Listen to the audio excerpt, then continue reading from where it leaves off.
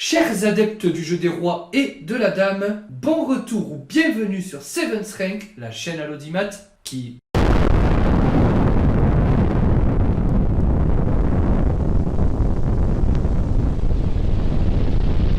Laissez-moi vous présenter aujourd'hui, à travers la drôle de miniature qui suit, Lainer Dominguez Pérez, immense champion de son état puisque vainqueur de nombreux tournois prestigieux et un record au classement Elo de 2768 en mai 2014. Alors, Lainer Dominguez Pérez est né le 23 septembre 1983 à La Havane, capitale de Cuba. Il devient maître international en 1998, puis grand maître international cubain 2 ans plus tard, en 2000. C'est à Barcelone en 2006 qu'il obtient son meilleur résultat puisqu'il remporte le tournoi avec 8 points sur 9 possibles devant la star Vassili Ivanchuk et réalise à cette occasion une performance Elo à 2932 points, on peut le dire, un exploit. On peut et même on doit souligner qu'il remporte le championnat du monde de Blitz en 2008 au Kazakhstan.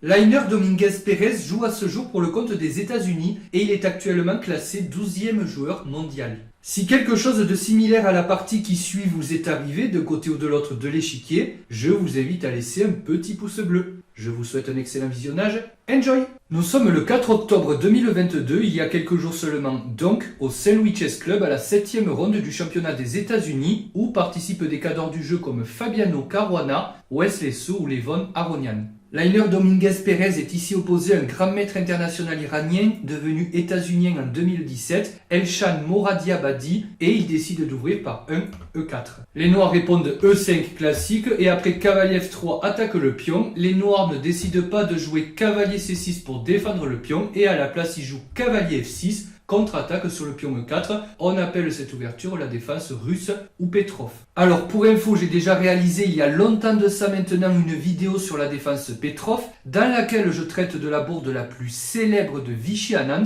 Je vous invite donc à la visionner pour en savoir plus sur le sujet et moi je continue, sachant que je n'exclus pas de faire une ou plusieurs vidéos sur la défense Petrov prochainement. Alors les deux joueurs vont suivre les recommandations théoriques un certain temps. Cavalier prend E5, maintenant le coup D6 attaque le cavalier qui revient sur F3 et seulement maintenant on s'empare du pion E4. Et dans cette position les blancs ont plusieurs grands choix possibles. Le premier qui a été joué dans la partie c'est bien sûr le coup D4. Mais je note non sans intérêt que le coup cavalier C3 à la place de D4 introduit par Fabiano Caruana au niveau mondial il y a quelques années a récemment tous les feux braqués sur lui et ce coup, en effet, permet des parties très tranchantes, généralement avec des rocs opposés. Dans la partie, on a eu droit à D4 qui joue au centre, c'est le grand coup. Maintenant, D5, on joue au centre pareil et on vient appuyer ce monstrueux cavalier sur E4. On continue par fou D3, développe le fou, vient jeter un œil sur le cavalier et prépare le petit roc.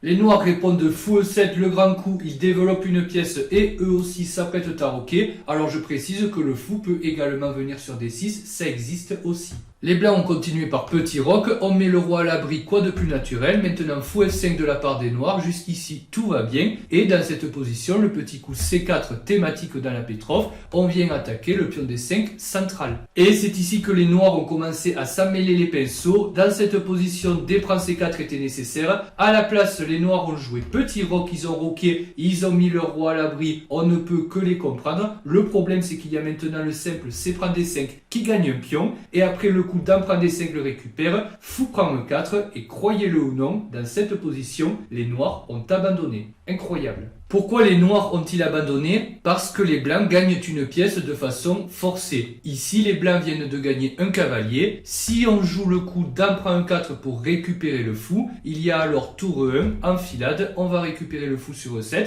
La dame doit partir et ne peut pas le protéger. Et si après le coup fou prend E4, on décide à la place de récupérer avec le fou, alors maintenant il y aurait le coup cavalier C3, attaque la dame et le fou. Et maintenant un coup comme fou prend F3, attaque la dame. Le problème c'est que cavalier prend D5, fou prend D1 et le petit coup cavalier prend E7, échec. On a gagné une pièce, le roi doit s'en aller, quoi d'autre, et maintenant tour prend D1 et vous pouvez compter, on a encore gagné une pièce. Moralité, il faut à ce niveau de jeu être irréprochable sur la théorie. À mon niveau, ça passe. Au niveau de Lainer Dominguez Pérez, ça casse. Écoutez, cette vidéo est maintenant terminée, donc je vous remercie de l'avoir suivi à ma compagnie jusqu'au bout, je l'espère. N'hésitez N'hésitez pas pour un petit pouce bleu si jamais elle vous a plu, ainsi qu'un petit commentaire bienveillant, vous le savez, j'apprécie toujours. Moi ça m'encourage et ça aide la chaîne à se faire connaître. N'hésitez pas également pour un petit pouce bleu si vous est arrivé une aventure similaire d'un côté ou de l'autre de l'échiquier. Échiquistes de tous les pays, abonnez-vous. Et moi je vous dis à très bientôt pour de nouvelles aventures. Ciao!